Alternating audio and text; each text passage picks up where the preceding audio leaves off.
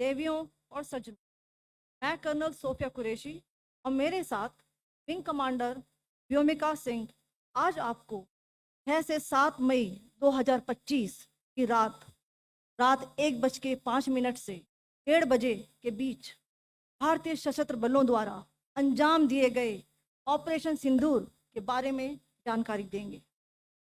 Operation सिंदूर 22 अप्रैल को पहलगाम में हुए विभत्स आतंकवादी हमले के शिकार मासूम नागरिकों व उनके परिवारों को न्याय देने के लिए लॉन्च किया गया था। इस कार्रवाई में 9 टेररिस्ट कैंप्स को टारगेट किया गया और पूरी तरह से इसे बर्बाद किया गया। पाकिस्तान में पिछले 3 दशकों से टेरर इंफ्रास्ट्रक्चर का निर्माण हो रहा है। इसमें recruitment, indoctrination centres, training areas व लॉन्च पैड शामिल थे, जो पाकिस्तान और पाक अधिकृत जम्मू कश्मीर POJK दोनों में फैले हैं।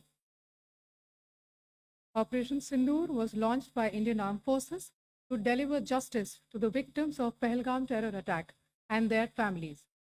9 terrorist camps were targeted and successfully destroyed. Over the last 3 decades, Pakistan has systematically built terror infrastructure. It is a complex web of recruitment and indoctrination centers, training areas for initial and refresher courses, and launch pads for handlers. These camps are located both in Pakistan as well as Pakistan-occupied Jammu and Kashmir areas. Some of the well-known training camps are located, as you can see on the screen. They are distributed from Sawai Nala in the north, counting to approximately 21, ending at Bhagalpur to the south. इन लक्ष्यों का चयन विश्वसनीय intelligence सूचनाओं के आधार पर हुआ ताकि आतंक गतिविधियों की रीढ़ तोड़ी जा सके, और यह खास ध्यान दिया गया कि निर्दोष नागरिकों और सिविलियन इंस्टॉलेशन को नुकसान न पहुंचे। The selection of these targets for Operation Sindoor was based on credible intelligence inputs and role of these facilities in perpetrating the terror activities. The locations were so selected to avoid damage to civilian infrastructures and loss of any civilian lives. This was done with due diligence, and the camps selected for targeting and their engagement will now be shown to you one by one.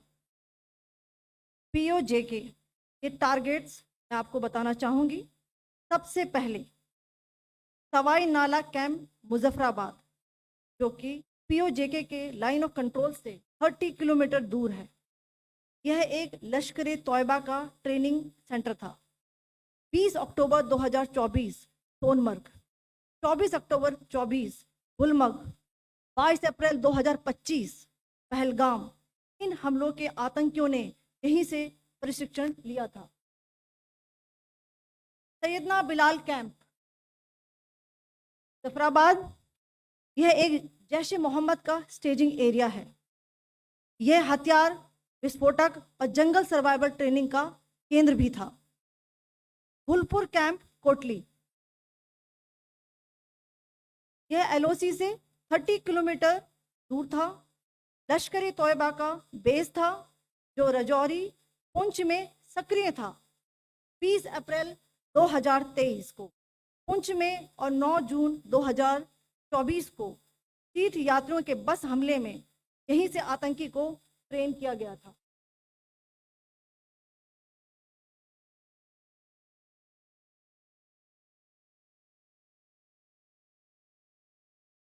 Barnala camp Bhimber, ये LOC से 9 kilometre दूर है। यहाँ पर हथियार, handling, IED व जंगल survival का प्रशिक्षण केंद्र था। अब्बास कैंप कोटली,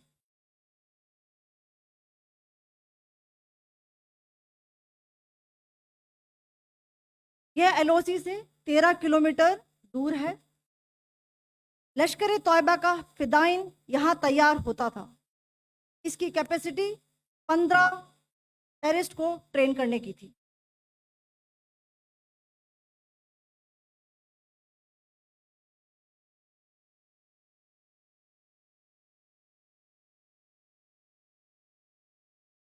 अब मैं पाकिस्तान के अंदर के टारगेट से अवगत कराना चाहूंगी। पहला, सर्जिकल कैंप सियालकोट। यह अंतर्राष्ट्रीय सीमा से 6 किलोमीटर की दूरी पर है, सांबा कटवा के सामने।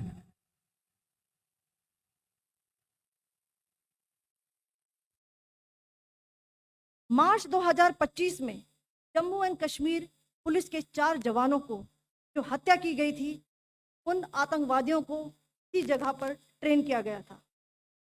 दूसरा, महमूना जाया कैंप सियालकोट।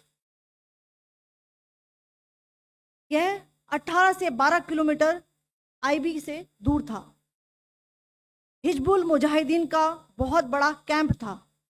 ये कठुआ जम्मू क्षेत्र में आतंक फैलाने का नियंत्रण केंद्र था।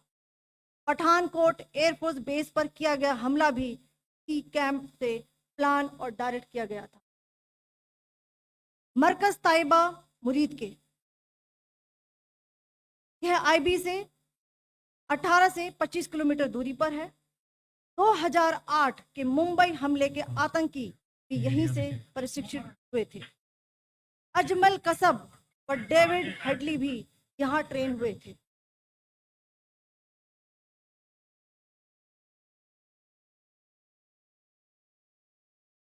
आगे दूसरा आया।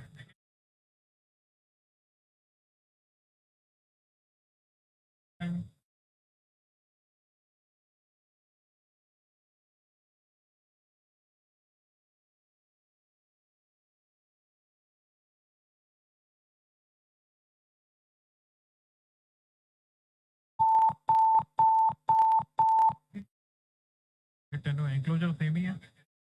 Just hit the target.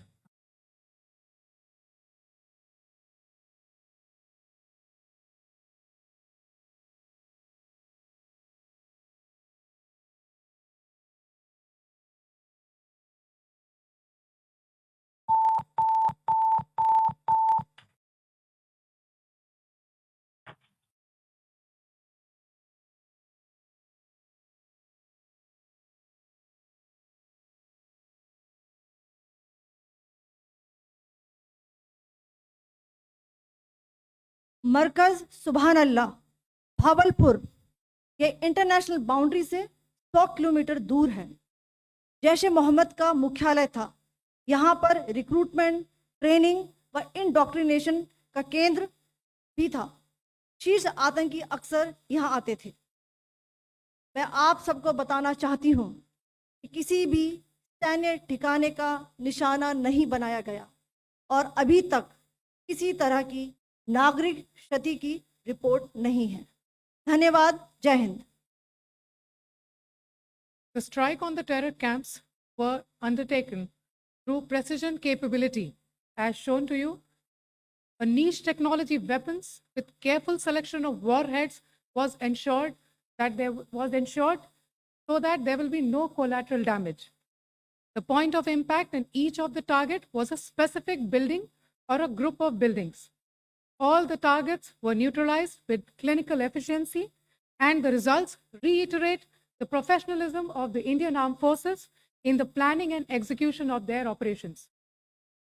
No military establishments were targeted. India has demonstrated considerable restraint in its response. However, it must be said that the Indian Armed Forces are fully prepared to respond to Pakistani misadventures, if any, that will escalate this situation. Jai Hind, and thank you very much.